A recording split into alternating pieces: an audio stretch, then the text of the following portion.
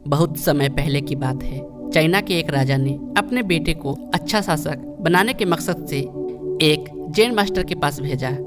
Jain master ने कुछ दिन अपने साथ रखने के बाद युवराज को 1 साल के लिए जंगल में अकेले रहने के लिए भेज दिया। जब युवराज लौटे तो मास्टर ने पूछा, बताओ तुमने जंगल में क्या सुना? मैंने कोयल की कूक सुनी, नदियों की कलकल सुनी, पत्तियों की सरसराहट सुनी, मधुमक्खियों के गुंजन सुनी, मैंने सिगरों का शोर सुना, हवा की धुन सुनी। युवराज अपना अनुभव सुनाता चला गया। जब युवराज ने अपनी बात पूरी कर ली तब मास्टर बोले, अच्छा है, अब तुम एक बार फिर जंगल जाओ। जब तक तुम्हें कुछ नई आवाजें न सुनाई दे तब तक मत लौटना। 1 साल जंगल में बिताने के बाद युवराज अपने राज्य को लौटना चाहता था, पर मास्टर की बात को टाल भी नहीं सकता था। इसलिए वह बेमन ही जंगल की ओर बढ़ चला। कई दिन गुजर गए पर युवराज को कोई नई आवाज नहीं सुनाई दी। वह परेशान हो उठा।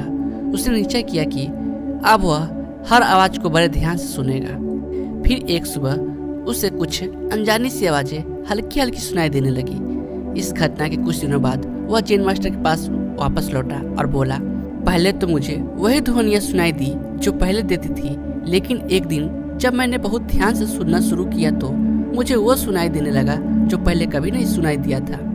मुझे कलियों के खिलने की आवाज़ सुनाई देने लगी। मुझे धरती पर पड़ती सूर्य की किरणों, तितलियों के गीत और घास द्वारा सुबह की ओस पीने की ध्वनियाँ सुनाई देने लगी। यह सुनकर जैन मास्टर खुश हो गए और मुस्कुराकर बोले, अनसुने को सुनने की क्षमता होना एक अच्छे राजा की निशानी है, क्योंकि जब कोई शासक अपने लोगों के दिल की बात सुनना सीख लेता है, बिना उनके बोले उनकी भावनाओं को समझ लेता है, जो दर्द बयान न किया गया हो उसे समझ लेता है, अपने लोगों की अनकही शिकायतों को सुन लेता है, केवल वही अपनी राजा का विश्वास जीत सकता है, कुछ गलत होने पर उसे समझ सकता है और अपने नागरिकों की वास्तविक आवश्यकताओं को पूरी कर सकता है।